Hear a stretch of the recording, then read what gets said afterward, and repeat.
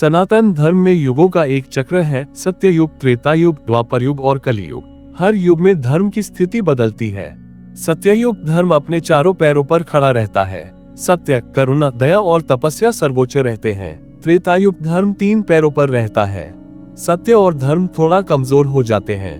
द्वापर युग धर्म 2 पैरों पर टिकता है। पाप और पुण्य बराबर हो जाते हैं। कलियुग धर्म केवल 1 पैर पर रह जाता है। अधर्म, पाप, लोभ, ईर्ष्या और हिंसा प्रबल हो जाते हैं। महाभारत युद्ध के बाद जब भगवान श्री कृष्ण ने पृथ्वी से अपने अवतार की लीला समेट ली, तभी कलियुग का प्रवेश हुआ। जैसे ही श्री कृष्ण ने अपना देह त्यागा, धरती से धर्म का उज्जवल प्रकाश धीरे धीरे ओझल होने लगा। नदियों के जल में मैल बढ़ा, वृक्षों की हरियाली मंद पड़ने लगी। मनुष्यों के हृदय में लोभ और क्रोध का बीज अंकुरित होने लगा। जहाँ पहले साधु संतों के आश्रमों में गूंजने वाला वेद मंत्र सुनाई देता था, वहाँ अब धीरे धीरे राजनीति, सत्ता और धन की लालसा की आवाजें सुनाई देने लगी। कलियुग के प्रवेश के 100 वर्षों के भीतर ही बड़ा बदलाव आया। 1. व्यापारी पहले व्यापार सेवा और धर्म का साधन था, अब छल और धोखे का जरिया बन गया। 2. राजा पहले प्रजा की रक्षा धर्म था, अब कर और कराह में डूबी प्रजा को लूटने लगे। 3. गृहस्थ पहले घर आश्रम समान था, अब वासना और झगड़े का केंद्र बनने लगा। 4. विद्या पहले शिक्षा ज्ञान का दीपक थी, अब धन कमाने का उपकरण बन गई। कई महान ऋषि मुनि जैसे व्यास, शुकदेव और पराशर पहले ही बता चुके थे, कलियुग में मनुष्य लोभ और वासना के वशीभूत होकर अधर्म की ओर बढ़ेगा। धर्म की रक्षा केवल वही कर सकेगा जो नाम स्मरण में स्थिर रहेगा। परंतु साधुओं की वाणी को लोग सुनते अवश्य थे, पर उसका पालन कोई नहीं करता था। लोग सोचते, ये सब तो पुरानी बातें हैं, हमें तो भोग और सुख चाहिए। कलियुग की पहली शताब्दी बीतते ही प्रकृति का संतुलन बिगड़ने लगा। नदियां जो पहले अमृत समान जल देती थीं, अब उनमें प्रदूषण और गंदगी बढ़ने लगी। खेतों से अन्न की पैदावार कम होने लगी। पशु पक्षी जो मनुष्य के मित्र थे, अब उनसे दूर भागने लगे।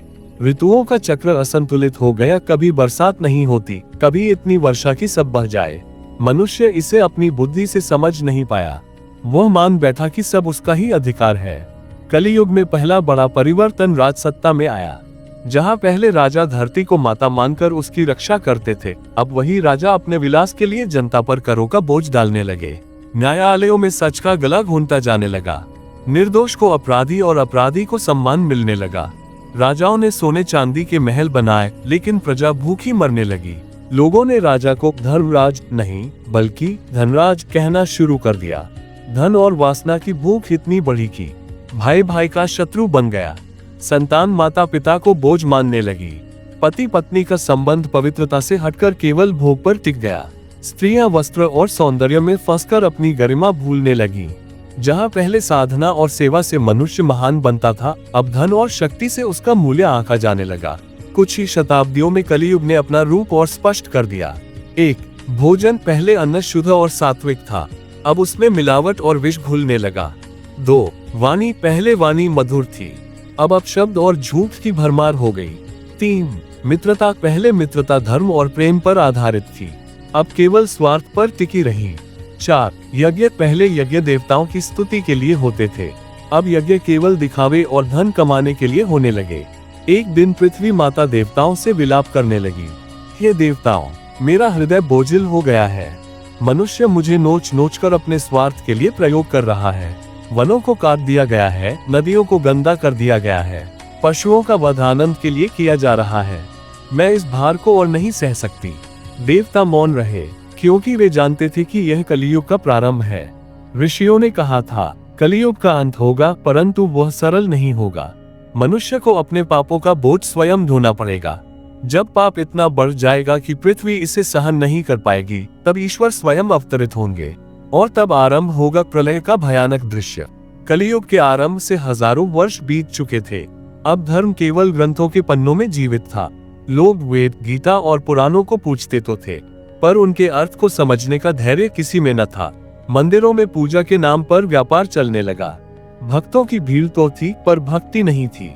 मालिक के दरबार में चापलूसी को भक्ति और संतोष को मूर्खता कहा जाने लगा था। ऋषि मुनि जो सत्य के लिए तप करते थे, अब भय और भूख से छिपकर जंगलों में साधना करने लगे। गुरुकुल जो पहले आत्मा को जागृत करते थे, अब केवल अंकों और पदों की फैक्ट्री बन गए। शिक्षक वेद नहीं वेतन पढ़ाने लगे। विद्यार्थी ज्ञान नहीं, नौकरी के सपने देखने लगे।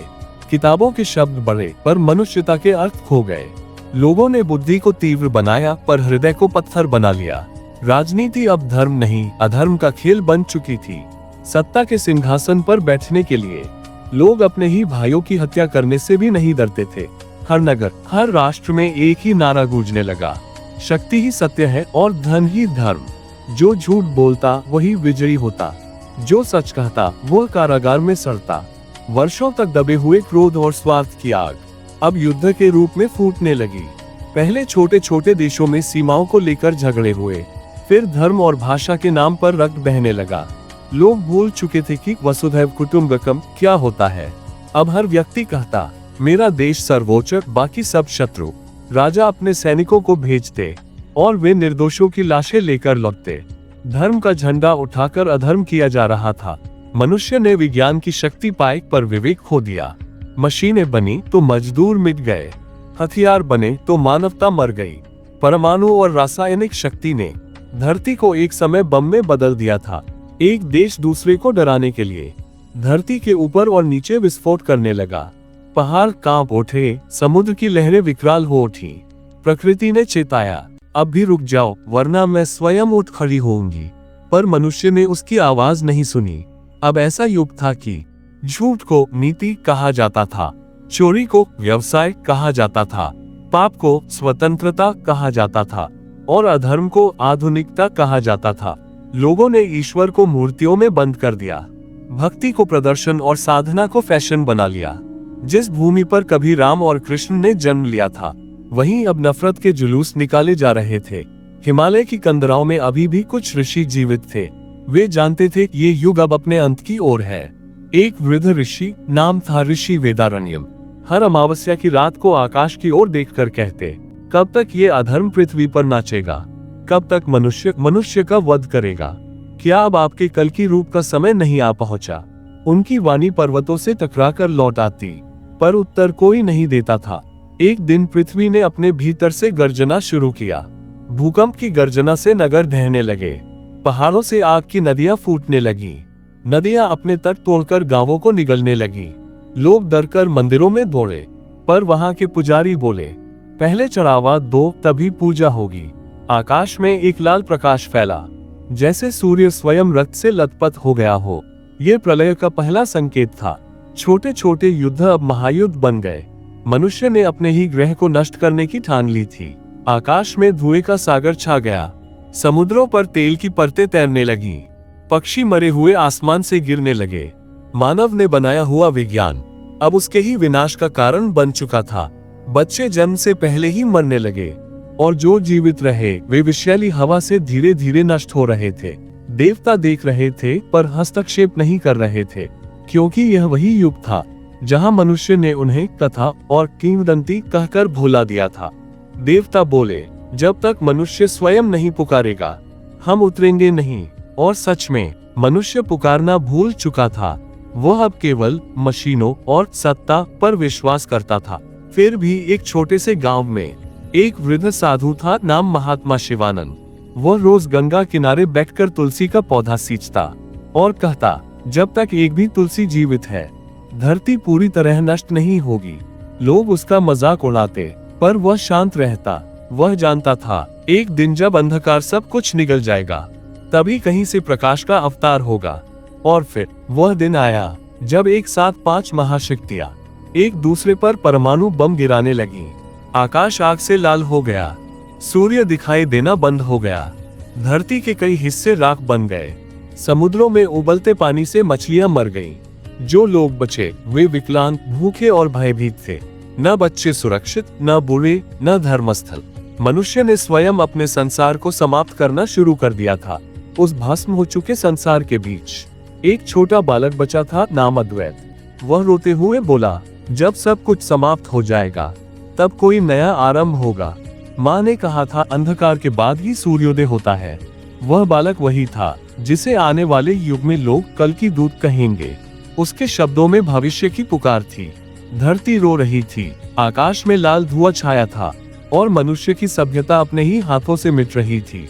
लेकिन उस राख के बीच कहीं न कहीं एक नई किरण जन्म ले रही थी, जो आगे चलकर कल की अवतार के रूप में प्रकट होगी।